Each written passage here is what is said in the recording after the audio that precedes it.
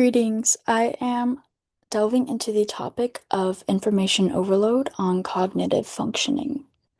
But first, let's kind of define what information overload is.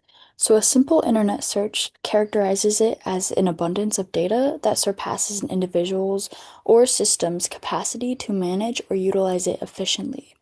This can lead to reduced productivity, difficulty making decisions, or even feeling anxiety or stress. However, the articles I delved into gave a more concise, conceptual interpretation of the definition of that information overload is defined as the available amount that makes information confusing and dysfunctional, given the time restriction involved in decision-making processes. With that being said, let's get into our first article. So, Article 1 is information overload, choice deferral, and moderating role of need for cognition, empirical evidence by Pilley et al. In this article, they analyzed their theory that information overload offsets choice deferral or the individual tendency/preference to postpone a decision. And some perceived factors that they listed were time pressures, perceived similarity between options, perceived uncertainty, and option comparison.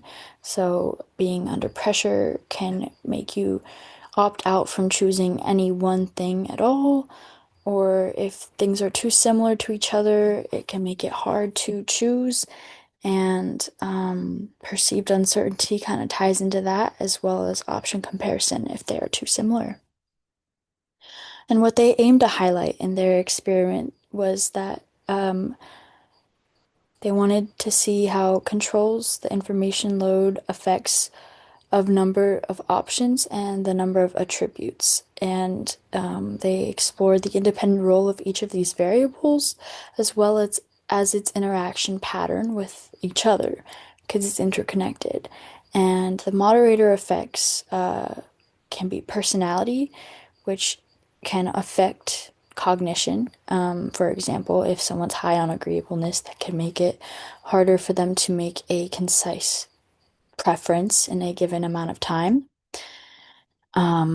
Their method and experimental design consisted of about 120 versions of 17 choice sets that were generated, and each one were a different set of choice tasks to ensure there wasn't any consumer preference bias. And there was a number of variation subgroups. So there was three main subgroups, and in these three, one was people presented with 4 options, 8 options, or 12 options. And what they were testing to see here is if more or less options made it easier or harder to choose a decision or to not choose any one thing at all from being cognitively overwhelmed from too much information. So, they had the respondents pick their preferred option, and they could also choose a no option, and they altered which way things were presented, like price versus like size, and just different things to ensure there wasn't a way that the consumer could have been influenced subconsciously to choose one thing over the other. And the dependent variable was that each choice set did have a preference or non-preference for the non-choice alternative. So the results, I know this looks like a lot, but it's actually pretty simple to understand once I break it down. When the number of options were held at 12, the increasing number of attributes increases the choice deferral. So basically, the more options, the more likely the consumer is going to opt out from choosing one thing.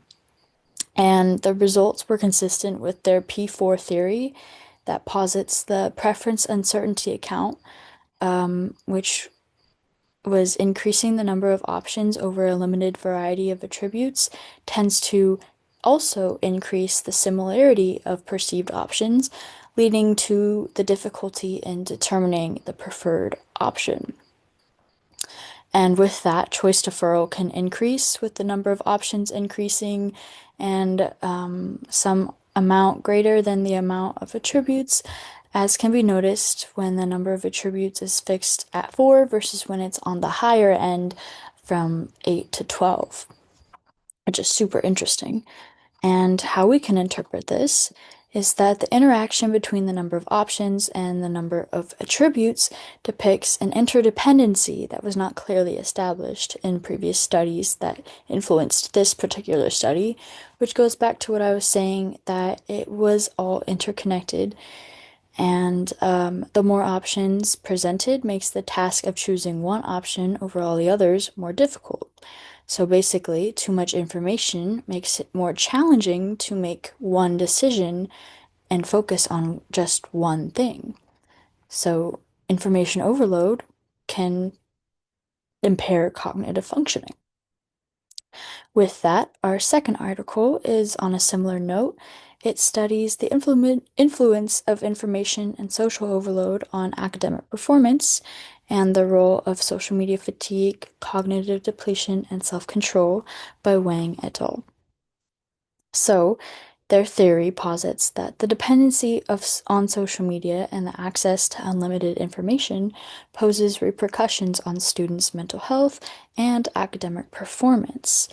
And some perceived factors are social overload, the pressure to stay connected, so stress, anxiety, fatigue, cognitive and emotional depletion, and ultimately stunted concentration.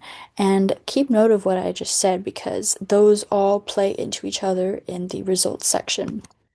So, what they aim to highlight was how information and social overload can affect social media fatigue and its impact on academic performance, and how fatigue reduces the ability for cognitive resources, which in turn affects individuals' ability to perform tasks that require high cognitive demand. They also analyzed how excessive use of the internet can lead to cognitive depletion, affecting processes such as attention and memory. I know that all sounds like the same thing in different words, but it is slightly altered, but it is also connected. So their methods, they um, had about 320 university students from China fill out a survey um, uh, about their degree to which they agreed with each of the prompted instruments.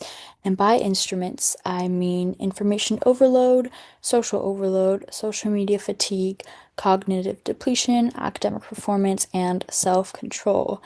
And they had different prompts asking different questions about these various instruments.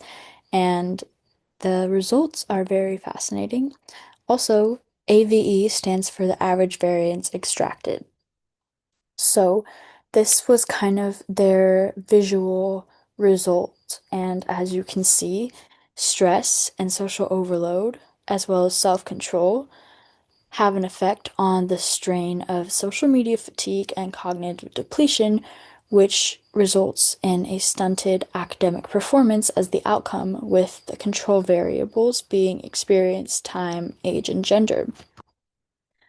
And the results posited that information overload, the AVE, was 0.629, social overload 0.726, social media fatigue 0.880, cognitive depletion 0.56, academic performance 0.93 or 0.793, and self-control was 0.573.